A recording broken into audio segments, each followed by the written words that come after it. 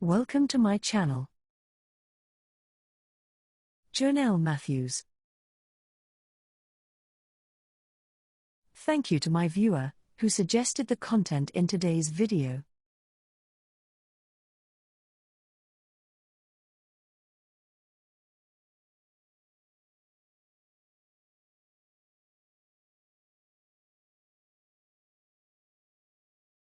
Jonelle Matthews was born in Santa Barbara, on February 9, 1972, to 13-year-old Terry Vieira.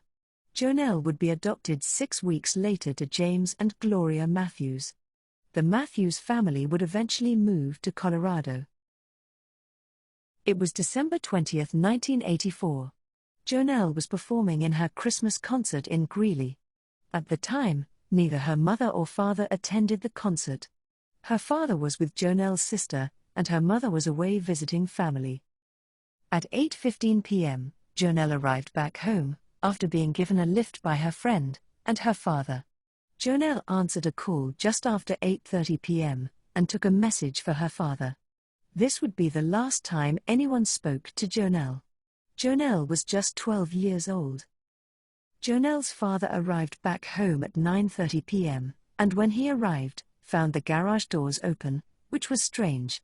He went inside, but found no one at home. Jonelle's older sister arrived home at 10 p.m., but said she hadn't seen Jonelle. Her father started to get worried, and phoned the police to report his daughter missing. The police arrived at the Matthews at 10:15 p.m.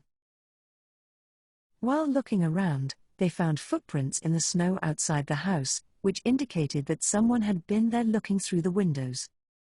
The police found no signs of any struggle, or any forced entry, leading to the sign that Jonelle had opened the door.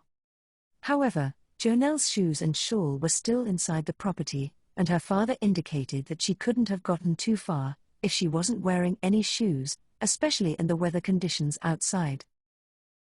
The police found no signs of Jonelle, and several weeks went by with no evidence of what had happened to Jonelle. Jonelle would now just be a face on a milk carton.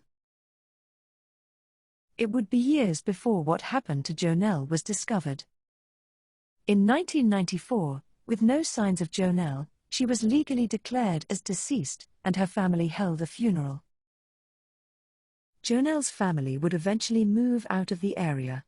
Her sister would go on to get married, still wondering what happened to her sister. Jonelle's disappearance attracted much interest, with even the President of the United States taking an interest. In 2018, police recontacted witnesses and started to reinvestigate her case. On Tuesday, July 23, 2019, excavators installing a pipeline discovered human remains 15 miles from Jonelle's home.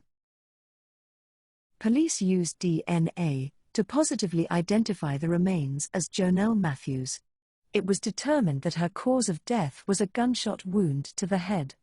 The police now began a murder investigation. Greeley Police Department in 2019 announced that Stephen Dana Pankey, who was a former resident, was a person of interest. Police believed that Stephen had abducted and murdered Jonelle. At the time Jonelle went missing, Stephen and his wife lived 3 miles from the Matthews home.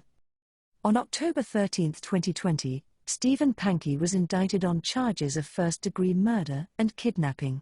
He was 69 years old.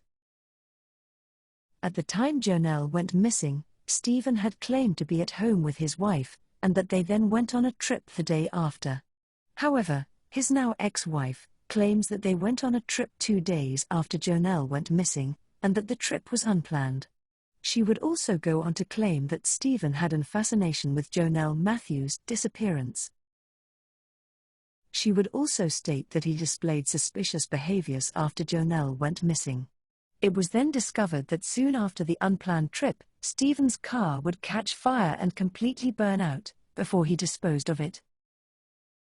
When in 2008, Stephen's son was killed, Angela testified that he knelt beside the urn and said, "I hope God didn't allow this to happen, because of Jonelle Matthews." Stephen's trial began on Thursday, October 14, 2021, but ended in a mistrial on November 4, because of a hung jury. The jury at the time were unable to come to an unanimous verdict on the kidnapping and murder charges. However, Stephen was given a retrial, and this time he was found guilty of kidnapping and murder. He was sentenced to 20 years, with a possible release in 2042. He will be 91 years old at the time. Finally, the Matthews family discovered what had happened to Jonelle, and the person responsible was caught and convicted. Finally, Jonelle received justice. Our hearts go out to the Matthews family. May Jonelle's memory forever be remembered.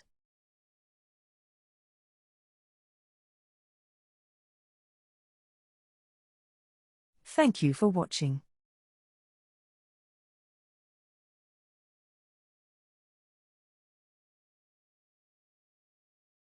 Please subscribe to my channel to view other content.